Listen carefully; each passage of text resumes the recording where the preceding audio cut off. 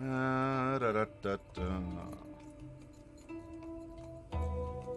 If we're talking castles and crusades, I think I have a track here on Tabletop Audio, not sponsored, but I do support the creator on Patreon as a thank you, because there's a lot of really great tracks, and I do use them in the background for our workshops, and I definitely have used a lot of Tabletop Audio in the roleplay sessions too.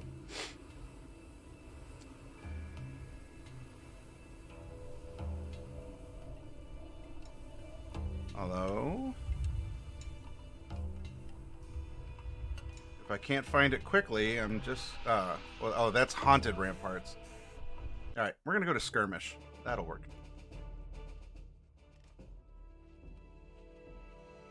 Groggy Grognard, hello. That should be a good level. All right. Well. After finishing up a 3-week Dungeons and Dragons, getting back into the swing of things workshop, I want to take that momentum of the topics we talked about, the techniques that we've shown, and we're going to take one small step to the side from D&D and explore a similar system. Groggy, of course. What you got for me, my friend? Although, if you post a link, the bot will nuke your chat. It is programmed to be merciless.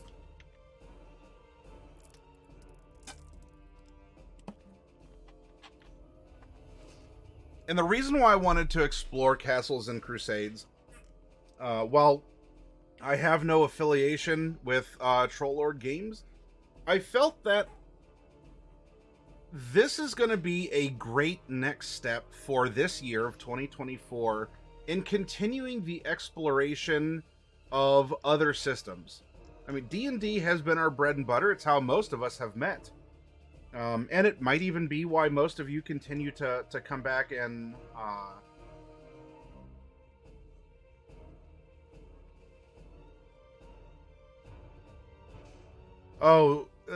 there's...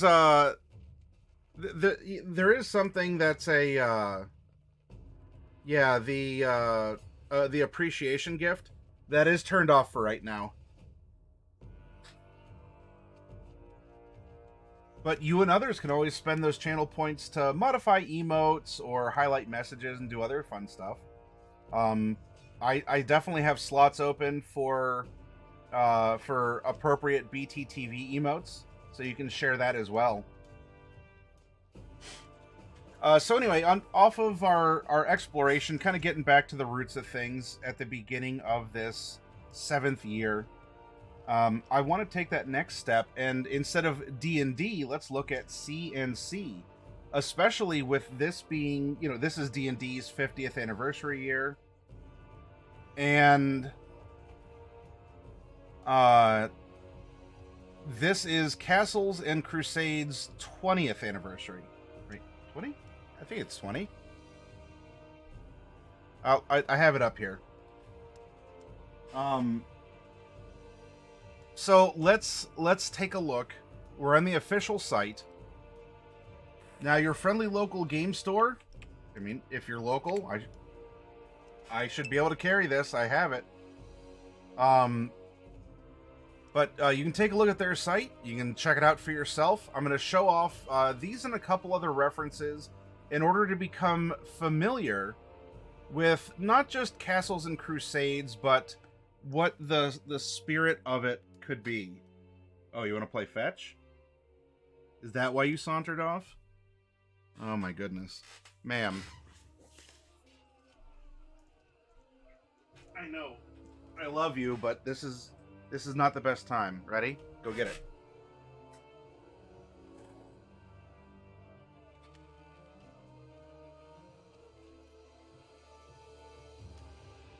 Just like you would find in D&D, there are 3 main books, and 90% of what you need to play Castles and Crusades is in the player's handbook. Though I will show off Monsters and Treasure, Castle Keeper's Guide over the course of this, but we're keeping it simple. So far, I think we have very common concepts about what you could find. The devil's in the details, as they say, and we'll get there. Easy to learn attribute check system, fast character creation, simple combat rules make for fast gameplay, malleable rule set to play your imagination. The Castles and Crusades Player's Handbook is all you need to get started in the hard-hitting, fast-paced world of tabletop role-playing. Our Siege engine, the attribute check system, is simple. You and your friends can learn it in 15 minutes. You can make characters in 15 minutes. And then the game begins. It's fast and furious play, limited only by your imagination. Our system is extremely simple and elegant. It works flawlessly for easy play, but also allows for customization, though none is needed, allowing you to make the game your own. Castles and Crusades, 12 years in continuous publication, no new additions. It's the last game you'll need. Purchase the Castles and Crusades Player's Handbook today. And then there's blurbs about monsters and treasure. It has over 200 monsters in it. Treasure does come into play that you'll see, and this is you're going to get what it says on the label, right? Oh, in fact, you know what? I'm remiss because there's some very good art in the books here, and we'll see it. But if you click through, if you're a fan of fantasy art, man, there's opening up third-party stuff for D&D, alternates, other systems like Dragonbane from Free League. I'm all about the art in books like this, especially because it should be inspirational. The pictures should really help to tell stories, to get your imagination really, really going. Castle Keeper's Guide, that would be kind of like the Dungeon Master's Guide. The Castle Keeper, the one who runs the game, theirs is the eye that the Maelstrom of Creation, the game of heroic chance, plays out. As with any tabletop RPG, C&C needs a game master, the Castle Keeper. They design and run the adventures through which the player characters must plunder their way to glory or death. The Castle Keeper's Guide provides the CK player with a host of new tools for their gaming table. These tools are specifically designed to enhance play, not hinder it, and designed to be malleable from table to table. This book includes world and city creation, dungeon designs, and you better believe we're getting into this stuff, right? Epic level play, wastage, movement, etc. Oh yeah. Daily, I'm looking forward to it. It's something that I haven't been able to get into the store because it's almost always sold out at my distributors, which to me as a retailer, let alone as an enjoyer of the hobby, that's a good problem to have. Except it can just be frustrating that, you know, I'd like to have those on my shelf. Hi, did you bring it back? You didn't? No? Okay. Well, if you find it, you bring it back and I'll throw it again, okay? There's some scritches, but I gotta get back to this, okay, ma'am? Alright. Now, you'll notice that the game mentions its flexibility. I truly believe that the system is, though I want to make sure that like with anything in this world, there can be a reputation that precedes something. Now you're going, oh gosh, what have we stepped into? Nothing that I'm necessarily aware of. Simply that for Castles and Crusades, this is a system that is following in the spirit of OSR, or Old School Renaissance, which might invoke a great many things to a great many people. But as we've seen here, there is that flexibility. Everything doesn't have to be exactly as the book demands, right? It doesn't, it is this or nothing. It doesn't have to be some sort of an absolute state of play. As the systems that harken back, that could be the theme of, here's the system, play it and be hardcore, or cry and go home, or whatever else.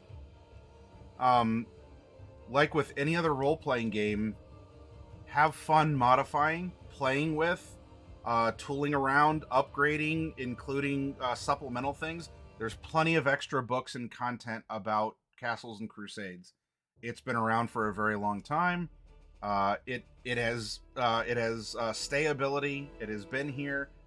It doesn't need a lot of constant revisions and a new edition every couple years, like Warhammer 40K, or fortunately with 5th edition D&D, that's been a longer product cycle.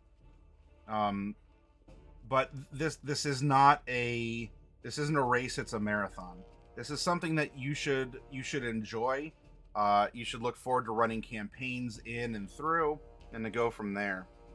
Although some of you may never, hey Rip Artist, some of you may never have heard of OSR. And I want to go over this article on World Anvil about that concept. So, hold on, we're not getting into the rulebook just yet. We will. I have them open. They're in the background. What's an OSR RPG?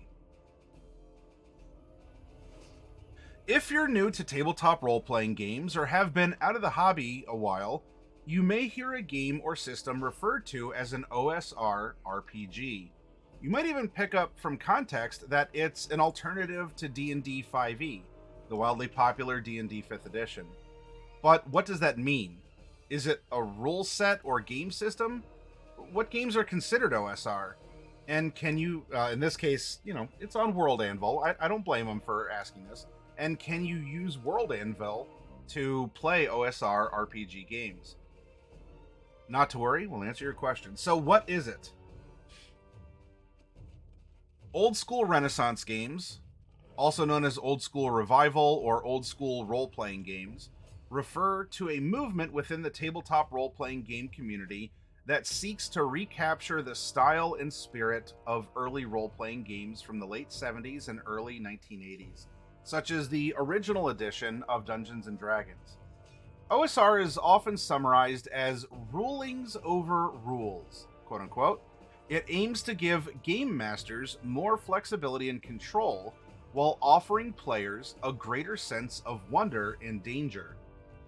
OSR games emphasize a return to the design principles, rules, and gameplay philosophies of early RPGs, focusing on simplicity, creativity, and a do-it-yourself ethos. Essentially, OSR is about restoring the sense that anything can happen in a session, for better or worse. OSR is more a school of thought than a game system or genre. It's more concerned with play style and philosophy than mechanics and rules, although it favors mechanics and rules that support a more fluid play style. Here are some common characteristics of OSR games. Rules light.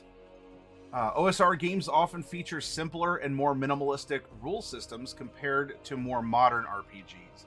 They prioritize ease of play and encourage game masters and players to rely on their judgment and creativity rather than intricate mechanics. Player agency. OSR games emphasize player agency and problem solving, encouraging players to think creatively and devise solutions to challenges, often through exploration, interaction, and resource management. Deadly gameplay. OSR games tend to be unforgiving in terms of character mortality. Characters are often vulnerable, and combat can be perilous, reinforcing the importance of strategy and avoiding unnecessary conflicts. Emphasis on exploration. Exploration of dungeons, wilderness, and mysterious environments is a hallmark of OSR games. The focus is on discovering the unknown and confronting the unexpected. A retro aesthetic. OSR games often embrace a retro aesthetic, harkening back to the art, layout, and style of early RPG publications. They may incorporate older terminology and terminology such as saves instead of resistances. A DIY culture. The OSR community encourages creativity and a DIY approach to game design. Many OSR enthusiasts create and share their own content, adventures, and house rules. And there is plenty out there for this system. Hi, Medusa. Good to see you. I hope you're doing well, and I appreciate you joining us. We're just getting going in this introduction to Castles and Crusades. Although I put the title up, but we're taking one step back from that, and we're exploring the concept of an OSR-style RPG. Let's see. Open gaming. Openness and sharing are fundamental to OSR. Many OSR products are released under open gaming licenses, allowing others to build upon and modify the rules and settings. This is exemplified by Osric, the old school reference and index compendium, an open source version of advanced D&D rules. Overall, the OSR RPG movement seeks to capture the sense of wonder, simplicity, and player-driven storytelling that characterized the early days of tabletop RPGs, while fostering a welcoming and collaborative community of gamers and creators. You want a little bit more context? And I'm not going to read the full thing. There's the link up in chat for you all. Then we need to delve deeper into the history of tabletop role-playing games. Originally, D&D was an evolution of medieval wargaming, with creatures and characters pulled from sword and sorcery fantasy. Old school players of this era were often less attached to their characters. This is partly because they were used to playing with entire military units, as opposed to individual personalized heroes. And so we can see from the origins of D&D and why games of this style would return to a bit of a wargaming mentality, where not just victory of an individual or a party against a monster, but overall, you know, the shifting tides and fortunes of nations, of you might be a scrappy adventuring band that is gifted the most backwards and overgrown part of the King's Land as a reward for killing the goblins in the area. How do you go about cultivating it and making it prosper and go from there? Now, does that mean all systems require this or necessitate it? No. But this is background to get you into that understanding mood. How was the thinking at the time that the games were originally developed, let alone what this return so many years later seeks to embrace or update in some way. Other OSR RPG games take inspiration from legacy editions of D&D, but either dramatically rework them or create something entirely new. These are sometimes referred to as OSR adjacent or new OSR games. And then there's plenty of examples. Daily, as you're still here, Daily, I believe you had talked about Shadow Dark last year, months ago. Shadow Dark seems to be a very well received move in the OSR direction. There's plenty of others. Many of you might have also heard Dungeon Crawl Classics, DCC, through Goodman Games. That's the logo that has the Triceratops. Stars Without Number. Plenty here. And you might go, oh, well, that's cool. Why isn't Castles and Crusades on the list? If we're talking about it, is it? Well, it is in this part here. World Anvil as a VTT does support that style of play. And in particular, Castles and Crusades has its own section here. The character sheets are available. Trollord Games, the publisher of Castles and Crusades, has their setting aired. I don't know how to pronounce that exactly. On World Anvil. So, I love Shadow Dark. Yes, just ran a session at Games Club today, as a matter of fact. How did that go? If you're willing to share that that experience, I might be down. The Trollord Games site, I think, was undergoing some maintenance as well. It was down earlier today too when I was checking on it. All right, so now we come back here. You have the idea of old school Renaissance. You have the idea of, it's not just a nostalgic harkening back, but there is a design philosophy or a culture that can more easily adjust to a game like this. It doesn't mean that every encounter has to be life and death lethal. It doesn't mean that stereotypes, like especially negative stereotypes, have to be included or embraced, because ultimately your adventures, your language, your adventures, your presentations are always your own. Not that there's like in Castles and Crusades, it's something that's like some weird overt niche partisan thing, at least not that I've seen. Opinions may differ on Twitter, but I mean, that's with anything, right? Let's look at one more source outside of Castles and Crusades, and then let's look at the book itself. We won't just talk about it. Let's get to... Oh, I gotta be careful about saying this, because this is I believe this is a copyright pitch phrase for Cedar Point, the amusement park in town here. Get to the point.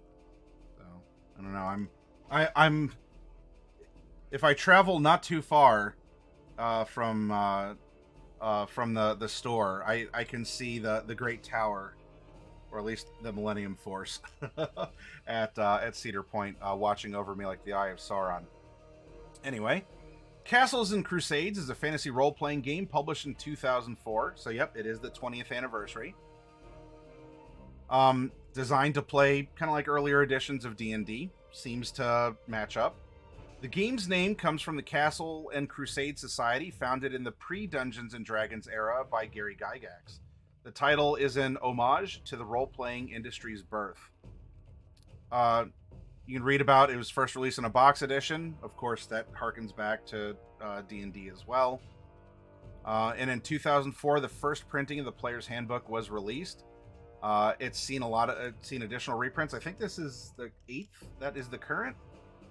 Monsters and Treasure was released in 2005. Castle Keeper's Guide was in 2010. So you can see, like, the core game itself, most of it can be run right out of the one core book.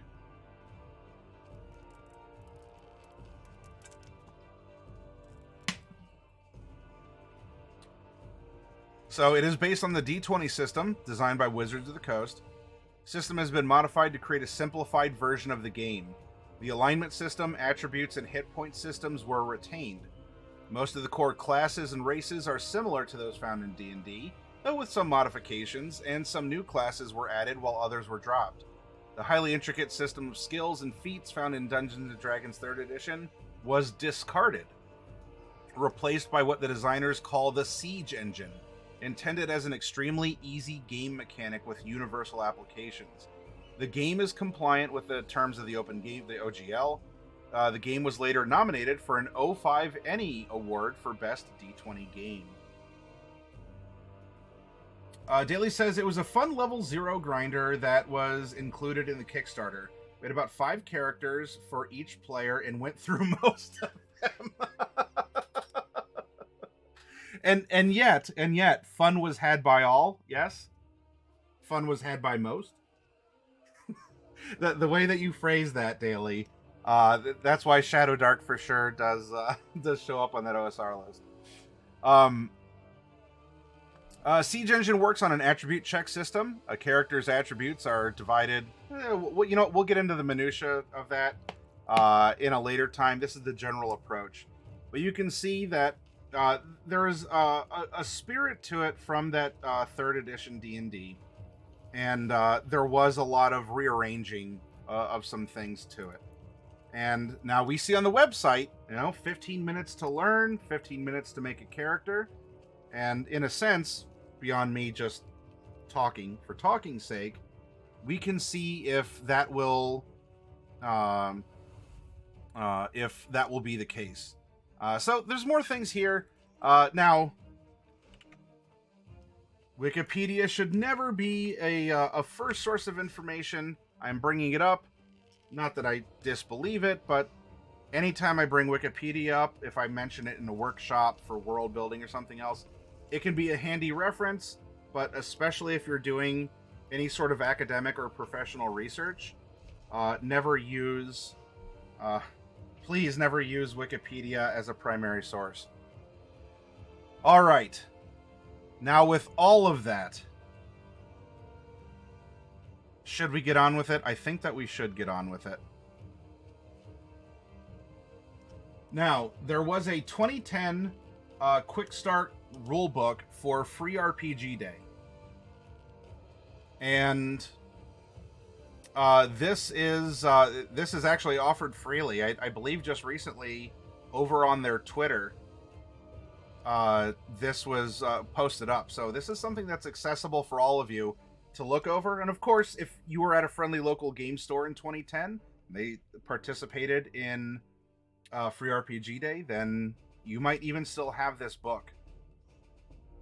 And despite it being 14 years old, you might go, wait a minute. But isn't there a new edition? Remember, this has been a fairly steady property here. There hasn't been a new edition every couple years.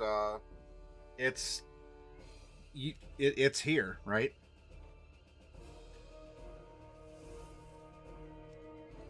Let me go to something now a little bit more. We have combat and drama in the background. I want to get something that's a little bit more atmospheric, perhaps.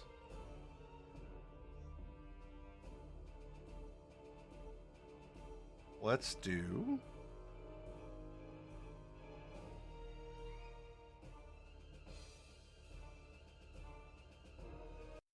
There we go.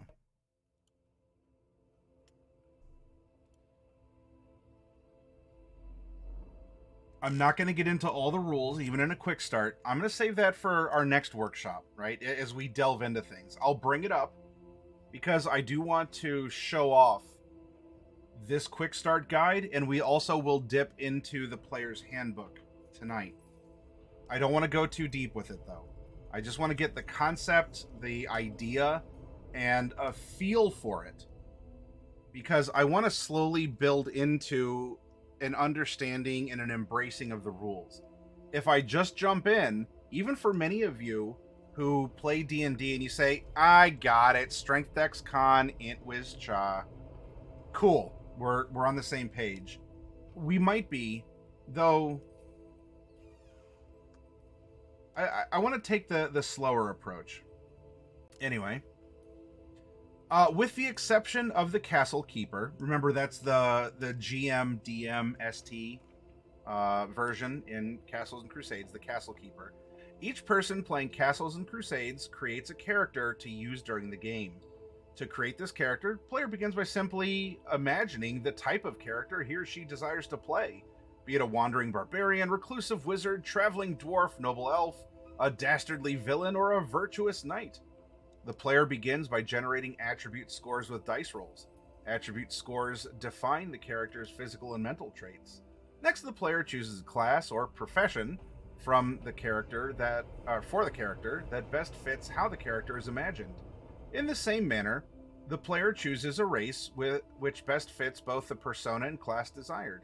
Lastly, the player fills in the details. Examples including technical, game-related aspects of the character, such as combat bonuses, as well as the character's persona and history. These steps are outlined below and detailed in their appropriate sections. Hi, Ketup, good to see you.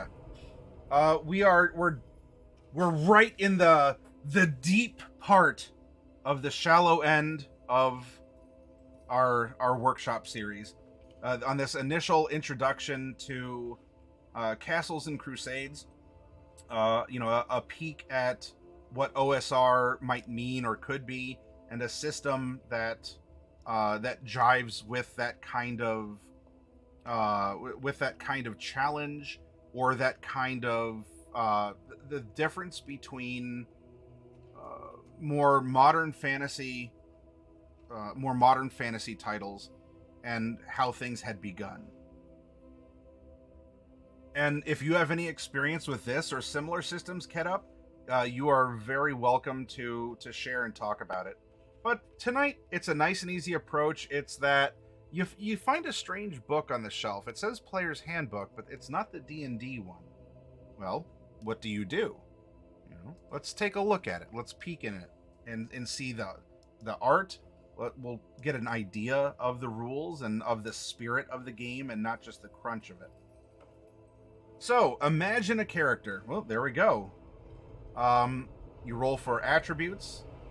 Choose a class. Basic stuff is here. I don't want to get into the nitty-gritty of it. But you do have an explanation, because there are those who've never played a tabletop role-playing game. Castles and Crusades may well be their first experience in fantasy, like high fantasy storytelling here. And so you'll find in most books that it'll have these explanations. If you're more experienced, this might not apply. You say, I get it. I know the gist of it. Though I would still warn you to give it a look, just in case, because between systems there could be a different concept, a different angle on an attribute that in one system could mean one thing, and could mean something else in another, or be split into another, into like a sub ability or something along those lines. For example, and this is one that a lot of people will talk about and they have ideas on, is the notion of charisma. This attribute represents strength of personality, willpower, leadership, and attractiveness. And there are systems that might have that include or exclude a physical appearance in the calculation of charisma, or it would be its own stat in how you present yourself, either verbally or socially, or if there's an actual, like, an attractiveness, like a physicality to it. You have your review copy of Crown and Skulls today. That style of game can be really fun sometimes, although not all the time for you. I remember my AD&D 2nd edition days. Attributes used to be a way different beast. So it doesn't help to it doesn't hurt to go back and look at what the system is presenting, and even if you want to change it at your table, which you're absolutely free to do, if you say, I don't like that attractiveness is a part of charisma, because that's how you play D&D, or you prefer this concept of charisma or comeliness or whatever else from another system, at least read and understand the original thought to it from the game rules, the designers, and modify it from that point. Because I have found that there's a rush to turn one game into another game, and then there could be confusion of, this game sucks, it doesn't work, or, I don't know. I really thought that if we ran Call of Cthulhu like D&D 5e, that, but the system seems to be broken. Well, that could be because you're using, you're kind of putting diesel into a gasoline engine, right? There are thematical concepts that can work across every system, but especially at the beginning, before there's an understanding of how something works, that can be very grating, or things might seem broken or disjointed in some way. So generating attribute scores, rolling 3d6. The player adds the results of the 3 dice together, and you get a score. Ranges between 3 and 18. That seems to be bread and butter for a lot of D&D.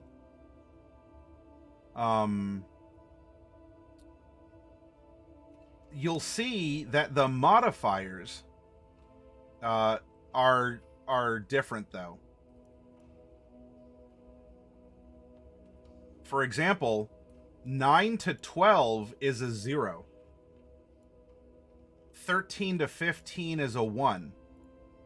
16 and 17 is 2. 18 and 19 is a 3.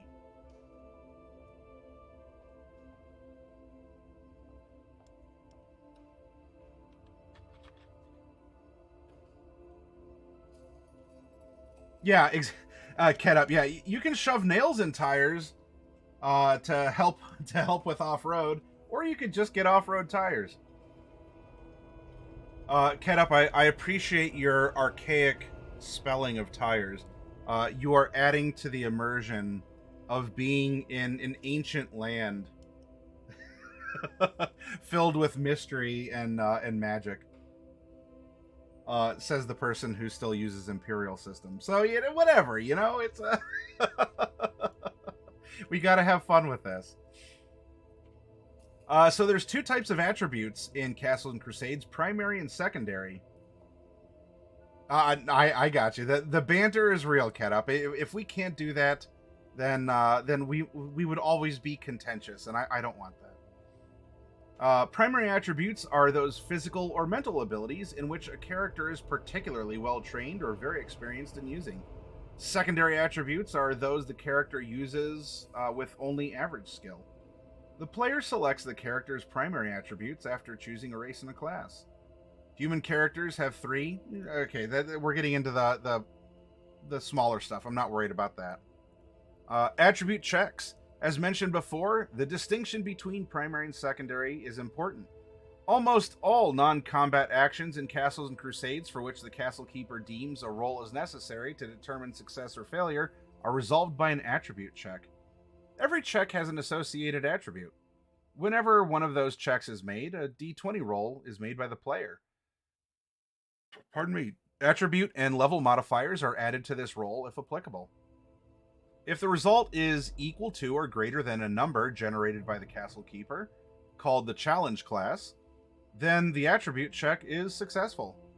The challenge class is a number generated by the Castle Keeper that represents the degree of difficulty for performing that action. The challenge class is generated in 2 steps. First is ascertaining. We're getting into the details again. Sorry, but anyway, you can see that this is flatter, and that this just goes to attributes, no skills. What? Well, hold on. We're getting there. There is 1 prime attribute designated for each class. If the character is human, the player is allowed to choose two more prime attributes for that character for a total of 3. All other races follow or allow the player to choose only 1 more prime attribute for a total of 2. Hit dice. We have a concept of hit dice. You can read about the minutia here. A lot of similar. There's a lot of similar terms. You know, HD, hit dice. That's probably familiar if you've played D&D. The concepts of fighter, you can read all this. In fact, because this was shared freely over on Twitter, I presume I can just freely put this over on our Discord, so you can take a look at the quick start if you want to get a couple, steps ahead on what all this is. You want to delve into it. You want to see the wizard spells per day as you get into this. But I'm not here tonight to make you go, oh, charts? Gross. Who uses charts? A lot of games, not just Castles and Crusades, D&D does as well. But just like with any system, you might be familiar with D&D, but ask yourself, if you look at equipment here and you see that cloth armor costs 2 gold pieces. Now, the cost is different in D&D. Is that better or worse? It just is what it is. Presumably, there might be a little bit more gold in this world for a cloth armor to cost what it does as compared to that in Chapter 5 of the Player's Handbook. The heck? What is going on?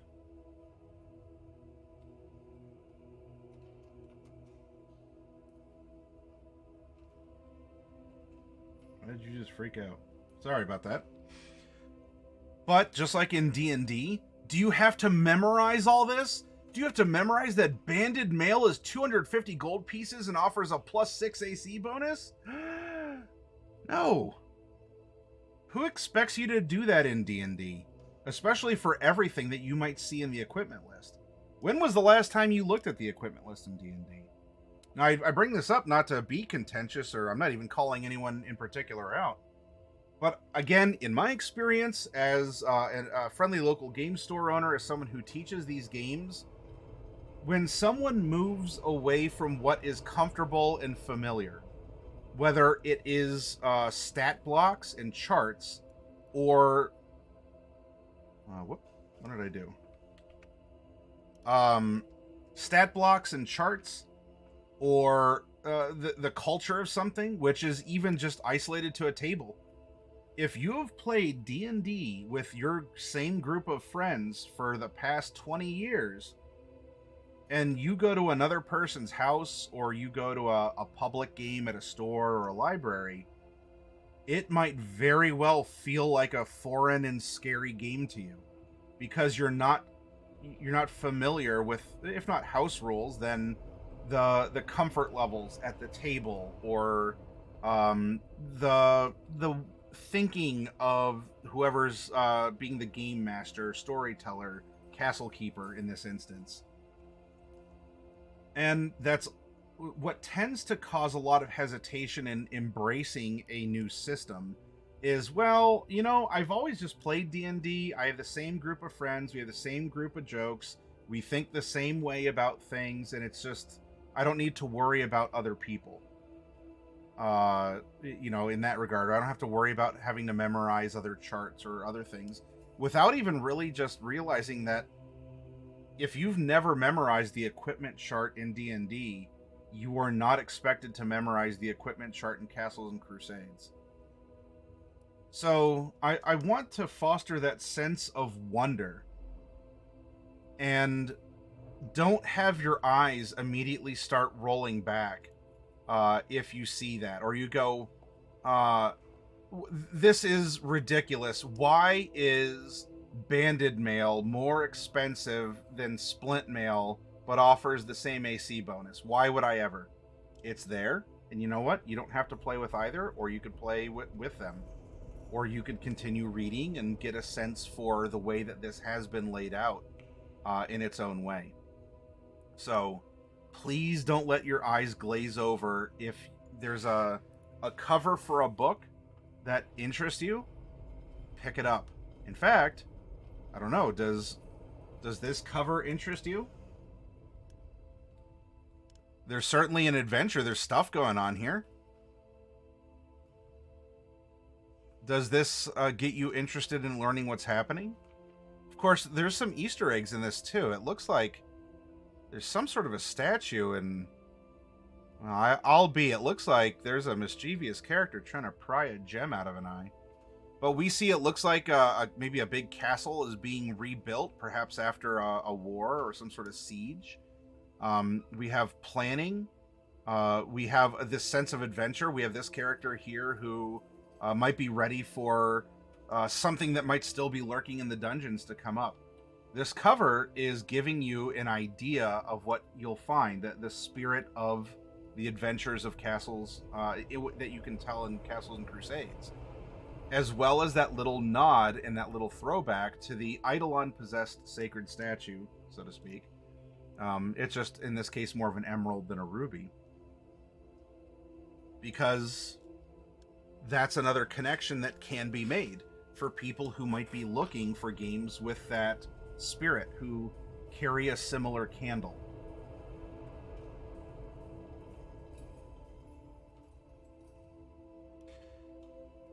Goes into spell casting. That's here. I'm not going to talk about that tonight. But wouldn't you know that there are wizards and clerics cast spells with illusionists and druids in the full game. Wait a minute, an illusionist is its own class? Oh yes. It is not just a wizard school. But you can get into the bits here. If you love seeing the differences between systems, look at Create Water in this versus Create Water in D&D versus Create Water in other systems too. So you're actually getting a lot here. You are getting these spells. You're getting a whole lot in this quick start preview, right? Here we go. Rule 1.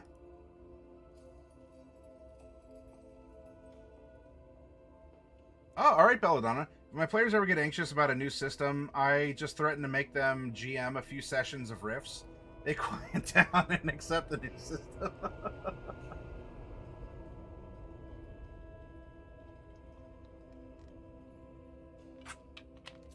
Rifts is fun. I've played it. It's definitely it's an interesting experience, and I am glad that I got to play it.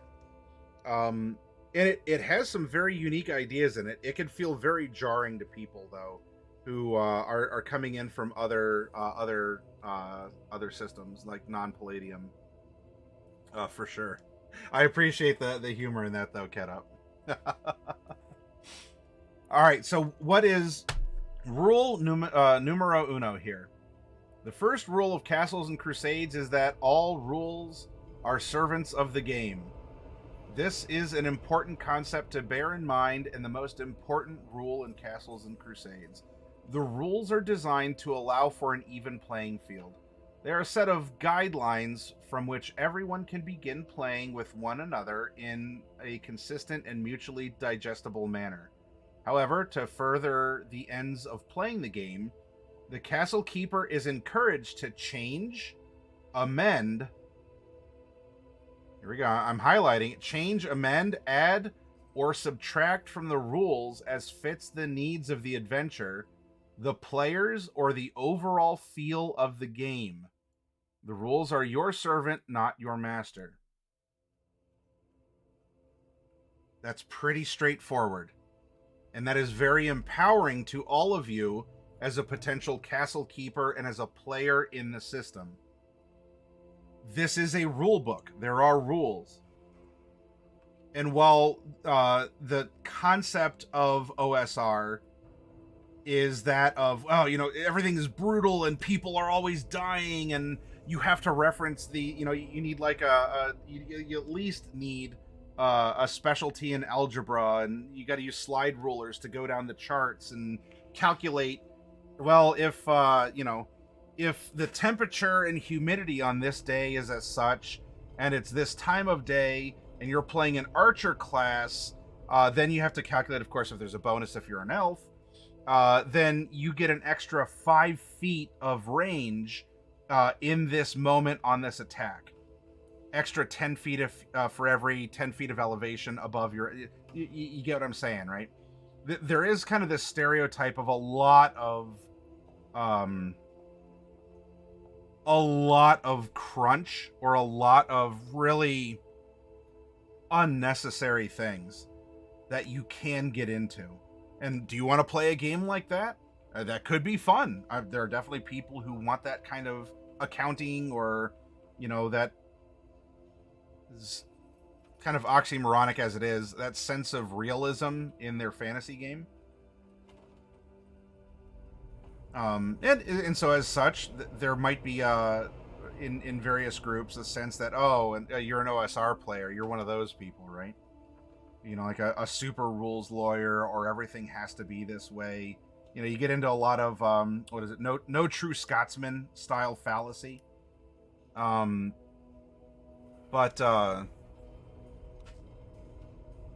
rule 1: play the game and have fun with it. It's your table, and modify what you want. We're here to present a starting point, but you take the journey. So that doesn't sound so hardline. That doesn't sound lethal. That doesn't sound necessarily like exclusionary of anything. If anything, this is a very bluntly worded statement that empowers you, where you are entrusted to carry on this task. I mean, task is almost itself impugning what the fun is in telling a story. But this is your table. These are your players. This is your story you're building with them at that table. Make it yours. Reference what you need to. And you see how we're coming back to that DIY, right? Sharing. That DIY. Do the problem solving. You don't always need a book or another source to tell you what to do. You can make that decision. You are empowered to make that decision. You know, we trust you to make that decision. And that is a wonderful form, in my opinion, of honoring the role player. That you trust them. Ketup says, okay, I have the Void Home release tomorrow, so I gotta actually get some sleep in case I have to put out any fire, so to speak. I'll try to stop by your next stream if I can. Yep, we'll be back, and we'll be diving a little bit deeper into it, Ketup. Ketup, also, when that goes live, you're welcome to post a link about it in our Your Find section on Discord, and if there's a way that I can help amplify on Twitter, Blue Sky, or whatever, let me know. I'm happy to help you to launch this ship, so to speak. I know that that's been a project that you've been putting a lot of time and effort into, and if I can help you out, I really appreciate you being a part of this community, lurking, commenting, sharing your experience, and a rising tide lifts all ships, my friend. So if I can help you, let me know. All right, so that was the one rule of the game. Have fun and adjust the rules to what you need them to be. Are you going to come up and say hi to everyone? Come on. And if that sounds good, awesome. Now there's the rest that you can get to know. That you can really get into crunch. When I say crunch, for any who might not know, crunch is the rules, right? We're getting into the things I talked about. If you need to calculate the range because it's a time of day, a temperature, a humidity, and you have race and class bonuses, and you're measuring the elevation and all this other stuff, if those are the rules, and especially the rules that you're expected to follow, that gets into crunch. Fluff is the imaginary stuff. That's the, you know what, that sounds good enough, and for what we're playing here, I'm fine with it. Fluff is story. Fluff is, it's just that. It's the fluffy stuff. And so there's crunch that you can find in almost every game. I mean, even a one-page game has crunch in a minimalistic term. You want to play lasers and feelings? There's not a lot of crunch, but that's kind of what the rules are, right? Though that's a much more of a fluffy game. Throughout the game, the castle keeper and players must resolve whether or not specific actions succeed or fail. These actions might include tracking a band of goblins, detecting a trap, swimming a mighty river, or resisting the effects of a giant snake's poison. To resolve these situations and others, a player rolls a d20 and adds the character's level and the attribute modifier of one of the character's 6 attributes that is being checked against. If the total score exceeds the number representing the difficulty of conflict requiring the check, then the character succeeds. Now, this isn't meet or beat, this is beat. The simple attribute check mechanic for resolving conflicts underlies the whole of the game and is called the Siege Engine. The name Siege Engine reflects the attribute check because all conflicts in Castles and Crusades involve an attacker and a defender, just as if an enemy were laying siege to a castle's walls. The siege engine mirrors the game's story-based theme of characters seeking to overcome the challenges before them. Before describing the siege engine attribute check in more detail, it is important to note that only those activities which have a significant chance of failure, as determined by the castle keeper, should be resolved by a dice roll. In most cases, narrative development and not chance should guide the game. Judicious use of the attribute check is essential to maintaining the fast flow of action and adventure. There are instances in which the attribute check is required. These include all class ability checks and saving throws, and those other instances where the castle keeper deems a check is necessary. Aha! A big difference. In D&D, there's not necessarily a penalty for missing a roll. I mean, in combat, yeah, you miss the attack. The combat goes on a little longer. But you're not really penalized for not seeing a thing or whatever. Alien RPG stresses this because if you fail, a fail isn't just, you didn't see it and life moves on. A fail means you have failed. So, if you have the dice in your hand, there are suddenly stakes to every dice roll. You succeed or you fail. So, the player, and especially in that case, the game mother, needs to not ask for dice rolls for every little thing. Especially if in the telling of the story, you can just narrate, yeah, I'm running down the hallway of the ship. Now, if there is a very dramatic thing of, you need to roll under a closing door, okay, there's that. But maybe just running, if there's not ice or, I don't know, whatever, alien drool slime and whatever, right? That it's if you make the roll and you don't succeed, it's not a not success, it is a failure. In this case, and this is where that not a difficulty, but this is where the consequences might be felt heavier as opposed to other systems which are softer on that, like D&D, is you should only be calling for these rolls when there is something at stake. I do a smell check. This is why the DM was originally meant to roll all the dice, says Goblin Guy Gaxanor.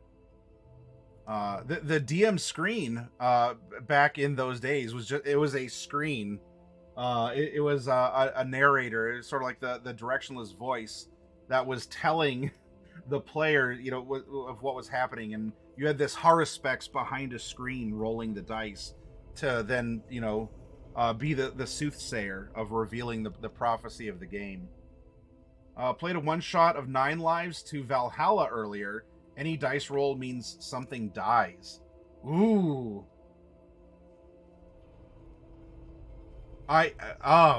So there we go. Much like much like a butcher shop with a high ceiling, or I guess it might be the slaughterhouse with a high ceiling. The stakes couldn't be higher. I roll randomly behind the screen for no reason to make the players nervous. That is also a tried and true technique, especially if there's weight to the whole, oh no, they're rolling. I am of the camp that I always roll openly in front of my players. I do not use a screen. It's not a hard stance, and I don't judge people who do or don't. That's my personal take. If I'm going to roll dice, the dice should have meaning, and I need to be held accountable to the dice that are rolled. So, that's not a put down on anyone who rolls behind the screen, because I'll also roll randomly out in the open, like what Goblin Guy Gaxanor said. I will make a dice roll. It just won't be behind a screen.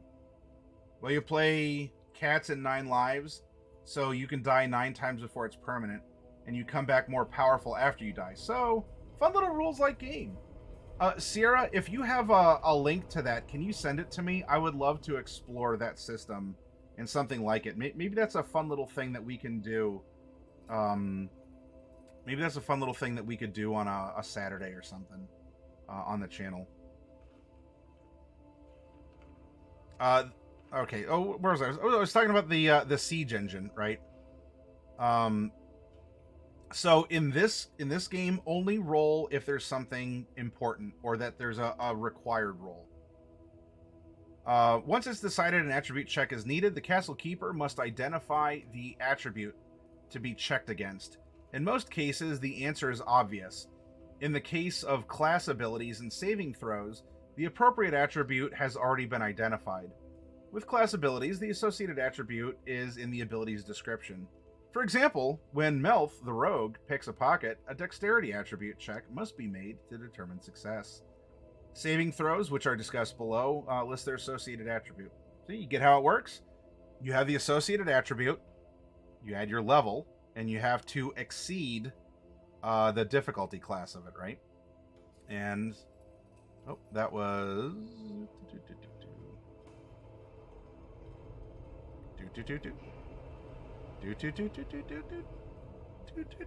There we go. Attribute modifiers. So if you're wondering why that might have been a little flatter than what you might normally see in D&D, this is explaining why. And so this is the beating heart of the siege engine. I'm not going to go into the step-by-step here. Not tonight. That's not this exercise. A saving throw is an attribute check made by a player for the character to avoid damage or other unwanted altercation or harm caused by the creature, situation, or effect during gameplay, whether the gaze of a basilisk, the breath of a dragon, or a spell, or even a trap. A player makes a saving throw in the same manner an attribute check is conducted. Then there's some common ones that it goes over. You can look into that. Spell resistance. Oh, for some of you out there, it might have been a while since you've seen SR. But this was made out of 3rd edition, right? Spell resistance was a part of that. It's a special defensive ability. We'll get into all the little things there later. But to point out that SR is here, it is. And we'll see how it plays out in further workshops here. Turning undead, gaining levels. Characters gain levels as they adventure. Gaining levels equates to becoming better and more experienced at one's chosen profession. To gain a level, the character must accumulate enough experience points to meet the next level's experience point progression, EPPs. The EPPs for each class are located in the appropriate class description and are gained by successfully completing an adventure, killing foes, successfully performing actions, collecting treasure. You might go, oh no, experience points, really? You can. That's been the tried and true. Do you have to? What does Rule 1 about Castles and Crusades say? Now, this is introducing the idea that the core system here does reward experience points, and that EXP can even be deducted for playing poorly. Details on rewarding experience points are in Monsters and Treasure that are later. Can you play with milestones? According to the first and primary rule of this game, yes. For example, I personally do not like tracking experience points. I have other things that I would like to do. Now, I get that it's a good reward system and that there are people who enjoy that as a function of the game, right? It's that it's accumulating, it is collecting, it's visual steps towards an inevitable goal instead of the loosey-goosey milestone system. And I fully admit that milestone can seem very arbitrary, and that people's brains are different, wouldn't you know? Uh-oh.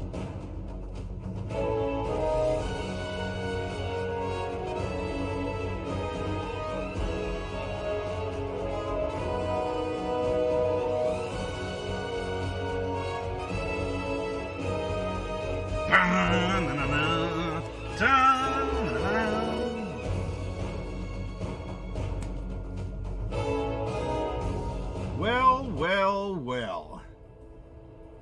If it isn't my friends over at Perception Studio, salute right back to you. In fact, I have one of those. Thank you very much for coming over to visit us. Now, let's give a shout out to Perception Studio. If you all are not aware, Perception Studio has been doing role playing here on Twitch for a good long while, and I was very fortunate. Now, no one at Perception needs to remember me because I was a literal who in 2019. I actually was recommended to go find you all and meet you all because of your presence in D&D when I was I had only been streaming for but a year at that point, and I did get to meet some of you, and it was a pleasure. And I'm very glad to be able to peek in on your continual shows, and how you all have just continued to be awesome here. I sincerely appreciate you visiting, and if any of you want to know a fun little quirk, in many RPGs you might see here on Twitch, you might see, you know, live faces, and people might be in costume or wearing makeup, or you might see VTubers or PNG tubers. Perception Studio has what they call felted friends. Can I say puppet? Is that not good? I don't know. But they have felted friends that join in on the roleplay fun. It's wonderful. It's witty. The energy is high, and okay, all right. Well, just not all right. A certain level of decorum. All right, I got you. I got your Perception.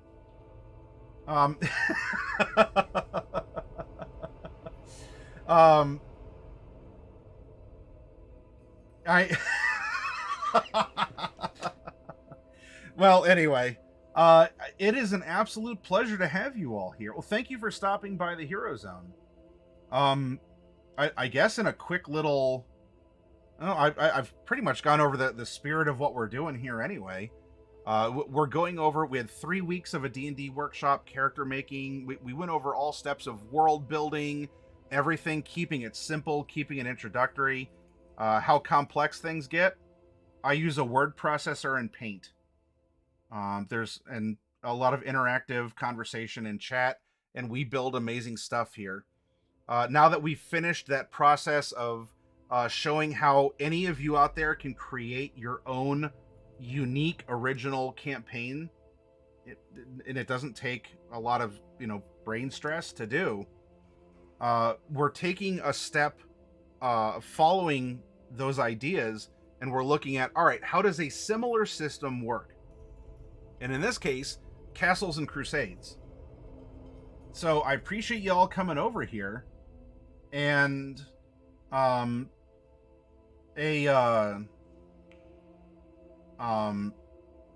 sorry, I was reading chat, which is for me over here. But I appreciate you visiting. This is an extension of a friendly local game store. You know, brick and mortar. You go in, everyone says hi to you. You say hi to them. We have tables, comics, games, dice, etc. And what do I do in the physical store? It's this. It's teach. It's welcome newcomers. It's give people that awesome environment to converse and challenge themselves to new things, to look at new systems, to look at old things they're familiar with in different ways, because there's always something to learn and discover in life. Even when you think you know everything, you end up finding out that you don't. So I keep it as friendly and interactive as possible. You know, it's all PG-13 stuff. Last year I started out with introducing some other games in like a live play setting. We did Call of Cthulhu, Alien RPG, Cyberpunk Red, and we also did Vampire the Masquerade. This year, I'm talking about Castles and Crusades, but I'm going to be featuring Monster of the Week, Power Rangers, and there's going to be some other things too. So, but thank you very much, Perception Studio Senpai, for noticing me. It makes my heart beat for joy that you came over to see us here. And in fact, what I'd like to do for all of you who did, we are running an event currently where to celebrate 4,000 followers, and we're in our 7th year now. Our anniversary was in January, so we're beginning our 7th year. We hit 4,000 followers, and I am giving away a WizKids pre-painted Gargantuan Tiamat figure with free US shipping. And the event entry is pretty straightforward. It's some coloring book pages. And what I'd like to do, because we have a lot of newcomers here, and I want you to know that I don't just say the things that I say, that this place has been around, it's been here, it's meaningful. There's a cat by me. Hi, you want to come up and say hi to everyone? You're a fuzzy friend, maybe not a felt friend. Come on. Hey. Oh, now you're shy. All right, well, whatever.